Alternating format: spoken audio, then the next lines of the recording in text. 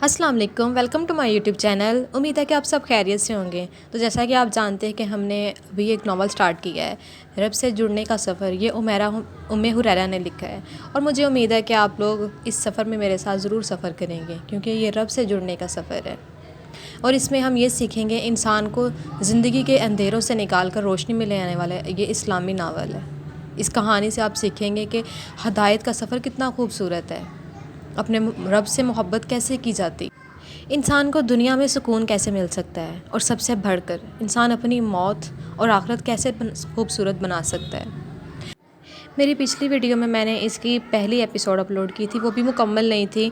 Video लंबी होने की वजह से मैं पूरी अपलोड नहीं कर पाई थी, तो उसी को हम अभी कंटिन्यू करेंगे। तो आप मेरे यूट्यूब चैनल को लाजमी सब्सक्राइब कर लें, ताकि जब भी मैं कोई वीडियो अपलोड करूँ तो आप लोगों को नोटिफिकेशन शो हो जाए। तो चलिए स्टार्ट करते हैं। देखो फ़ातिमा, मैं तुम्हें दोबारा कह रही हूँ, तुम इसके बारे में सोचना छोड़ दो। वो बंदा सिर्फ टाइम पास कर रहा है। तुम्हें हकीकत क्यों नहीं नज़र आती? अलीना इस बार कुछ गुस्से में आ गई थी। आना भी चाहिए था। कितने माह हो गए थे इसे फ़ातिमा को समझाते समझाते कि सुफियान से बच कर रहे। वो सिर्फ इसके साथ टाइम पास कर रहा है।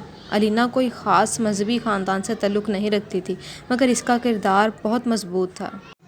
इसे अपनी हदूद का बखूबी अंदाज़ा था। इसे अपने वालिदैन की इज़्ज़त का भी ख्याल था कि अगर इसके वालिदैन इतनी मेहनत और उम्मीदों से इसे इस महंगी यूनिवर्सिटी में पढ़ा रहे हैं, तो इसे बदले में इनको धोखा नहीं देना। इसे अपने नफ्स के लिए अपनों को अजियत नहीं देनी, अगरचे फितना हर तरफ था।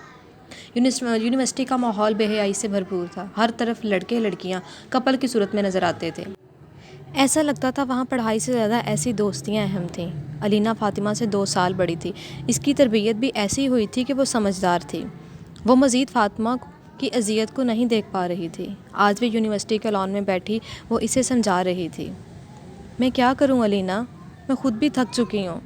मुझे ऐसे लगता है जैसे मुझे किसी चीज़ ने अंदर से जकड़ लिया हो। इस अजियत ने मुझे बेचैन करके रखा हुआ है। हमेशा की तरह फ़ातिमा आज भी रो रही थी, मगर आज वो बहुत थकी हुई दिखाई दे रही थी। अलीना जानती थी कि वो इस सब से जान छुड़ाना चाहती है, मगर इसे रास्ता नहीं मिल रहा। इसे फ़ातिमा पर बहुत तरस आ रहा था। अलीना, मैंने इसे बहुत सी लड़कियों के साथ देखा है। मैं जानती हूँ वो मेरे साथ सिर्फ टाइम पास कर रहा है। मैंने कोशिश भी की है ख़ुद को दूर रखने की। मैंने इसका नंबर, इसके अकाउंट, सब कुछ ब्लॉक कर दिया, मगर मैं इस दिल का क्या करूँ? इसके हाथों फिर से मजबूर हो जाती हूँ। बताते बताते फ़ातिमा दोनों हाथ चेहरे पर रख कर रो रही थी। अगरचे इसके वालिदैन की तरफ से इस पर कोई ऐसी पाबंदी ना थी, मगर वो कहते हैं ना कि जब ज़मीर ज़िंदा हो तो इंसान को बुराई पर चैन से नहीं बैठने देता। अल्लाह ने हर इंसान के अंदर इसकी अच्छाई और बुराई अलहाम कर रखी है। ये भी हकीकत है कि इंसान का नफ्स बुराई की तरफ माइल होता है, लेकिन अगर वो इसे रोक ना लगाए, इसके इर्द गिर्द तकवे की दीवारें खड़ी ना करे, तो वो इस बुराई के जाल में फंस जाता है और फिर अजियत और बेचैनी के सिवा कुछ बाकी नहीं आता। इसका भी यही हाल था। इसने पहले कदम पर ही खुद को रोक ना लगाई थी। वो जानती थी कि ये तल्लुक़ नाजायज़ है। ये वो शराब है जो दूर से सुहाना लगता है, मगर पास जाने से मायूसी और अजियत के सिवा कुछ हाथ नहीं आता। मगर फिर भी हर रोज़ सुफियान से चैटिंग करना और इसको अपनी पिक्स भेजना इसका मामूल बन गया था। सुफियान की तरफ से मिलने वाले कमेंट्स और तारीफ़ें इसके नफ्स को मज़ीद बढ़ावा देती थीं। शब व रोज़ इसके लिए ऐसे ही गुजर रहे थे कि इसके दिमाग इसके ख्यालों में जकड़ा रहता था। वो गुनाहों की गहरी खाई में गिरती जा रही थी, ऐसे जैसे इसकी खाई की गहराई से इसे कोई अपनी तरफ खींच रहा हो। मगर इसके अंदर बैठा इसका ज़मीर इसे बार बार झंझोड़ रहा था कि गहराई में सिर्फ रुसवाई है। अभी वक्त है, गिरने से पहले खुद को छुड़ा लो। अस्सलाम वालेकुम। कुर्रतुल-ऐन यूनिवर्सिटी के कॉरिडोर की सीढ़ी पर बैठी अपनी फ़ाइल में पेजेस लगा रही थी कि अचानक पीछे से फ़ातिमा आ गई। इसने बेबी पिंक शर्ट के साथ वाइट ट्राउज़र पहना हुआ था और शिफॉन का बेबी पिंक दुपट्टा नफासत से सर पर डाला हुआ था, मगर दुपट्टे के अंदर खुले बालों की लटें चेहरे और गर्दन पर आ रही थीं, जिन्हें वो साइड पर करते हुए कुर्रतुल-ऐन की तरफ झुकी। ओह फ़ातिमा, वालेकुम अस्सलाम व रहमतुल्लाह। भाई कैसी हो? فاطمہ کو دیکھ کر قرۃ العین نہایت گرم جوشی اور پھر بھرپور مسکراہٹ کے ساتھ اس کی طرف مخاطب ہوئی۔ فاطمہ اس کی مسکراہٹ اس کے سیاہ نقاب کی وجہ سے دیکھ نہیں پائی، مگر اس کی آنکھوں میں چمک اور والہانہ انداز سے ملنے والے جواب پر فاطمہ بھی مسکرا دی۔ میں ٹھیک ہوں، تم سناؤ کیسی ہو؟ میں بھی الحمدللہ ٹھیک ہوں، آؤ بیٹھو۔ قرۃ العین نے تھوڑا سا سائڈ پر سرکتے ہوئے فاطمہ کو جگہ دی اور فائل سائڈ پر رکھ کر اس کی طرف متوجہ ہوئی۔ فاطمہ کندھے سے اپنا بیگ اتارتے ہوئے اس کے ساتھ بیٹھ گئی۔ اس دن کے بعد سے آج فاطمہ کی قرۃ العین سے ملاقات ہوئی تھی۔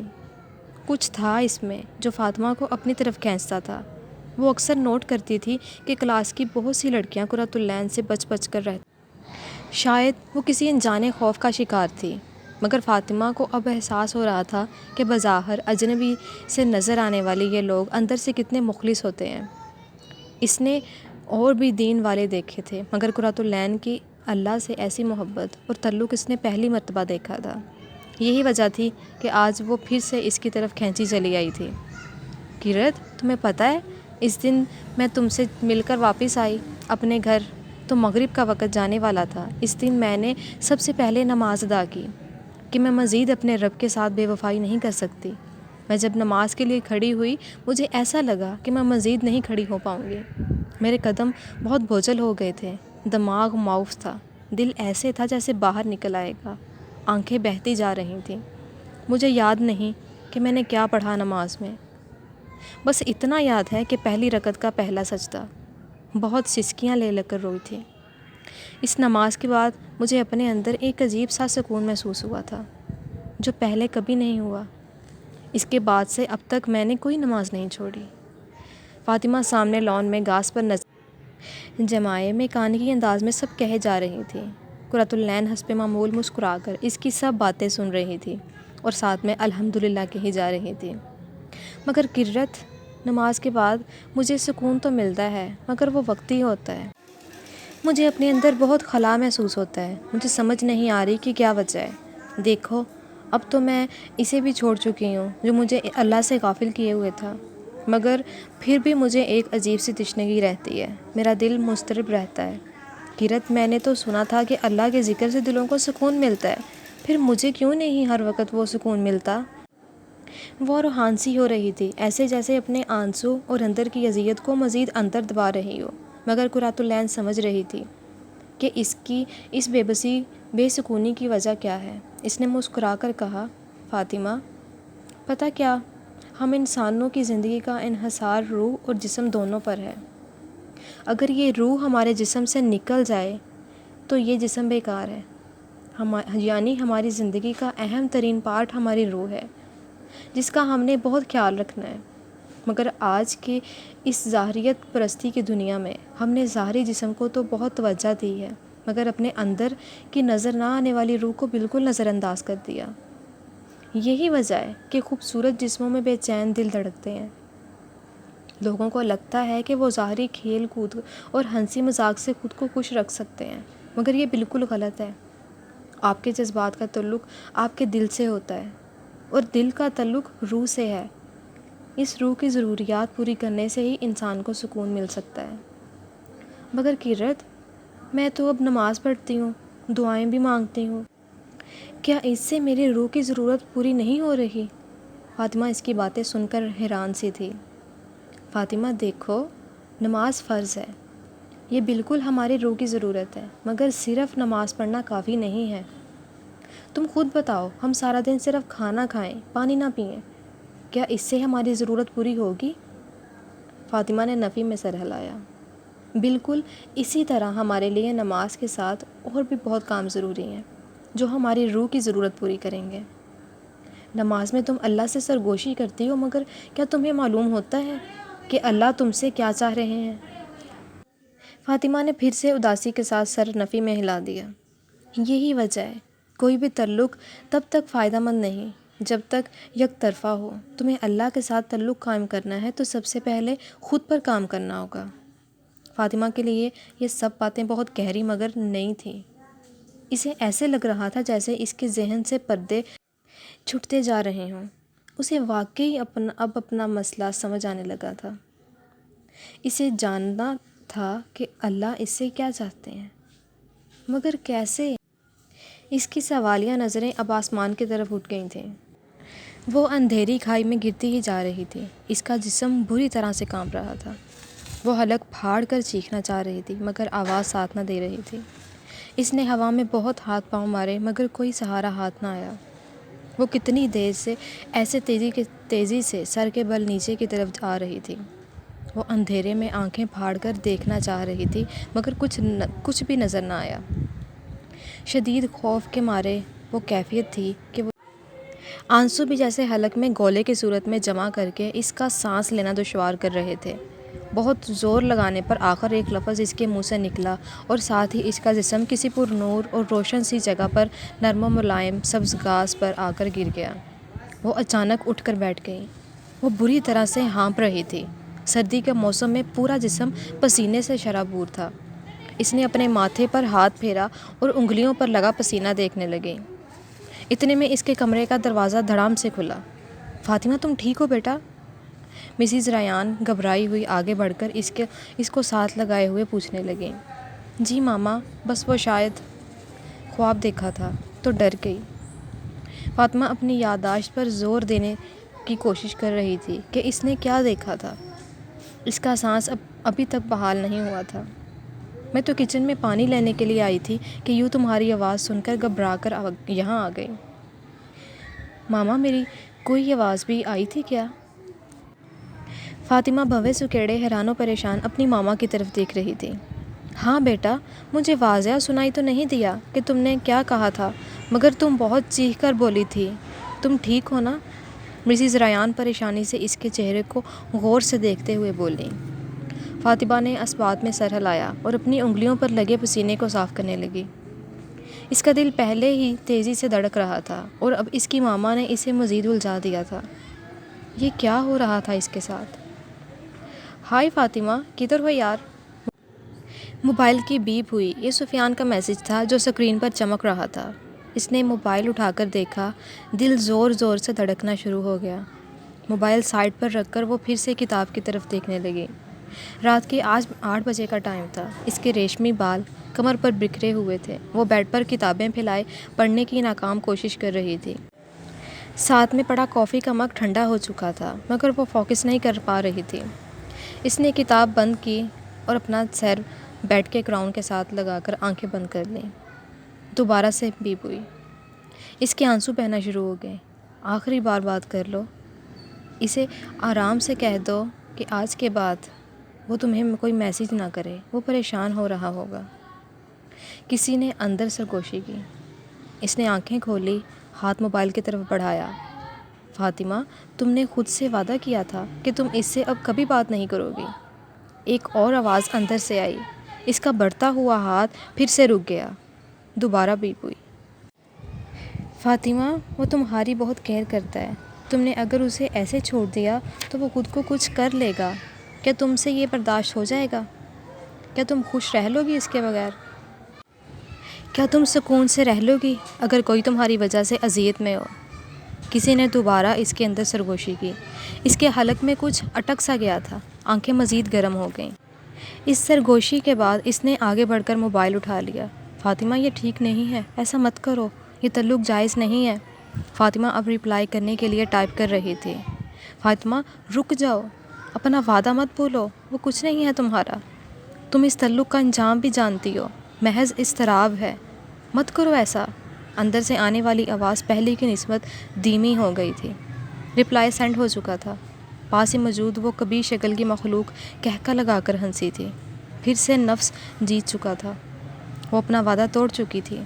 اندر کچھ تھا جو یکدم اداس ہو گیا تھا۔ وہ پھر سے شیطان کو خوش اور رحمان کو ناراض کر بیٹھی تھی۔ اس کا دل بہت تیزی سے دھڑک رہا تھا۔ بات ختم ہو چکی تھی۔ ہمیشہ کی طرح نفس کی شہوت اور ہوس غالب آ گئی تھی۔ کیا یہ محبت تھی؟ فاطمہ نے موبائل رکھ کر خود سے پوچھا۔ کیا واقعی اسے محبت کہتے ہیں، جو انسان کو وقتی لذت دے کر پھر سے بے چین کر دیتی ہے، جس کا انجام اندیکھا ہے؟ وہ ہمیشہ اس رشتے کا انجام سوچ کر خوفزدہ ہو جاتی تھی۔ کیا وصال ممکن تھا؟ یا اس کے ارد گرد پھیلے ہزاروں افیئرز کی طرح اس رشتے میں بھی بس جدائی یا دھوکہ تھا؟ ایک عجیب سی گھٹن نے اسے گھیر لیا تھا۔ کہیں دور سے عشاء کی اذان کی آواز آنے لگی۔ اس نے ٹائم دیکھا تو 9 بج چکے تھے، یعنی وہ پورا 1 گھنٹہ سفیان سے چیٹ کرتی رہی۔ اسے احساس ہی نہیں ہوا تھا۔ ہوتا بھی کیسے؟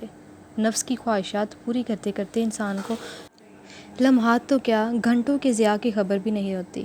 احساس ضیاع تو دور کی بات ہے۔ اس نے اذان کو اگنور کر کے دوبارہ موبائل اٹھایا اور واٹس ایپ آن کیا۔ کسی کا کوئی میسیج نہیں تھا۔ اسٹیٹس کا نوٹیفیکیشن دیکھ کر وہ اپنے کانٹیکٹس کے اسٹیٹس دیکھنے لگی۔ یکایک قرۃ العین کا اسٹیٹس سامنے آیا، جو ابھی 17 منٹ پہلے ہی اپلوڈ کیا گیا تھا۔ قال اللہ تعالیٰ، اور ہم نے ان میں سے اکثر لوگوں کو عہد کا پابند نہیں پایا، اور ہم نے ان میں سے اکثر لوگوں کو نافرمان ہی پایا۔ اس کا یہ اسٹیٹس دیکھ کر فاطمہ کا دل جیسے ایک لمحے کے لیے بند ہو گیا۔ اس کے ہاتھ کانپنے لگے۔ قرۃ العین اکثر اپنے اسٹیٹس پر آیت یا احادیث لگایا کرتی تھی۔ فاطمہ اکثر اگنور کر جاتی یا سرسری سا پڑھ کر گزر جاتی تھی، مگر آج وہ اس آیت کو اگنور نہیں کر پائی۔ اسے ایسے لگا جیسے کسی نے بہت زور سے اسے جھنجھوڑ کر رکھ دیا ہو۔ دل کی بے چین دھڑکن نے آنکھوں کو پھر سے گرم کر دیا۔ وہ اکثر قرۃ العین کی باتوں پر حیران ہوتی تھی کہ اسے قرآن سے کیسے جواب مل جاتے ہیں۔ کچھ دن پہلے وہ قرۃ العین کے گھر گئی تھی تو اسے بھی ایک جواب ملا تھا۔ اس کے بعد اس نے پکا ارادہ کیا تھا کہ اب وہ دوبارہ اس گناہ میں ملوث نہیں ہوگی، مگر آج وہ پھر سے اپنے نفس کے ہاتھوں ہار بیٹھی تھی۔ ہم نے ان میں سے اکثر کو نافرمان ہی پایا۔ یہ اللہ کے الفاظ تھے، 7 آسمانوں کے پار سے آئے اس رب کے کلمات۔ یہ 1400 سال پہلے نازل شدہ الفاظ آج کیسے اس سچویشن کے مطابق اسے جواب دے رہے تھے؟ نافرمان ان کو یعنی مجھے؟ میں نافرمان؟ ہاں، میں پھر سے نافرمانی کر بیٹھی۔ موبائل سائڈ پر رکھ کر وہ فوراً واش روم کی طرف بھاگی اور وضو کر کے جائے نماز بچھا لی۔ آنسو زاروں کی طار بہہ رہے تھے، جسم مسلسل کانپ رہا تھا۔ نماز کے بعد اس نے کانپتے ہوئے ہاتھ اٹھائے۔ اے اللہ تعالیٰ، I am sorry, really sorry. میں پھسل گئی، میں پھر سے پھسل گئی۔ آپ نے صحیح کہا، میں نافرمان ہی ہوں۔ میں اپنا وعدہ پورا نہ کر سکی۔ ہچکی بن چکی تھی۔ اللہ پلیز مجھے معاف کر دیں۔ آپ نے اس دن اپنی آیت کے ذریعے مجھے حوصلہ دیا تھا کہ آپ سب گناہ معاف کر دیتے ہیں، مگر دیکھیں آج میں پھر سے گناہ کر بیٹھی۔ اللہ تعالیٰ پلیز مجھے نافرمان نہیں بننا، مجھے بھی کرت کی طرح آپ کی پیاری بندی بننا ہے۔ اللہ پلیز، میں کمزور پڑ رہی ہوں، میرے دل کو سنبھال لیں پلیز اللہ۔ چہرہ ہاتھوں میں چھپائے وہ بچوں کی طرح بلک بلک کر رو رہی تھی۔ روتے روتے وہ سجدے میں گر گئی۔ زمین اس کی ندامت میں ڈوبی سیسکیوں کی گواہیاں سمیٹ رہی تھی، حتیٰ کہ اس کے دل پر سکونیت نازل ہونے لگی اور اسے پتہ ہی نہیں چلا کب وہ نیند کی آغوش میں چلی گئی۔ یہ اس سفر کا پہلا باب تھا اور مجھے امید ہے کہ آپ لوگ اس سفر سے ضرور جڑے رہیں گے۔ آپ لوگوں نے اس کو سنا ہے تو دیکھیں اللہ تعالیٰ کیسے اپنی آیات سے انسان کو سمجھاتا ہے، اسے اشارے دیتا رہتا ہے، لیکن ہم لوگ ہی نادان ہیں جو ہم لوگ سمجھتے نہیں ہیں۔ اس سفر کو مکمل سننے کے لیے میرے یوٹیوب چینل کو سبسکرائب کریں، اپنی دعاؤں میں یاد رکھیں، اپنا ڈھیر سارا خیال رکھیں۔ اللہ حافظ۔